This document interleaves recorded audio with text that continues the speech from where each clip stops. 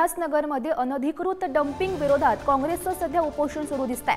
महापालिकेकडून 7 वर्षापासून पोकळ आश्वासनं दिली जात असल्याचा आरोप करण्यात येतोय। ठोस शब्द मिळेपर्यंत आंदोलन सुरू ठेवण्याचा काँग्रेसनं हा निर्धार केलेला आहे। आपण त्या संदर्भातली ही दृश्य पाहू शकतो। उल्हासनगरमध्ये हे सध्या काँग्रेसकडून आंदोलन सुरू आहे, उपोषण सुरू आहे। आता इकडच्या लोकांच्या आरोग्याचा प्रश्न निर्माण झालेला आहे आणि लोक अक्षरशः वैतागली आहेत। सोबतच हा परिसर हा तीर्थस्थळ आहे। पूर्ण देशभरात सिंधी समाजाचा असेल, शिव मंदिर असेल, चालिया मंदिर असेल, इथे देशभरातून लोक येतात। त्या सर्व यांना लोकांना फेस करावं लागते।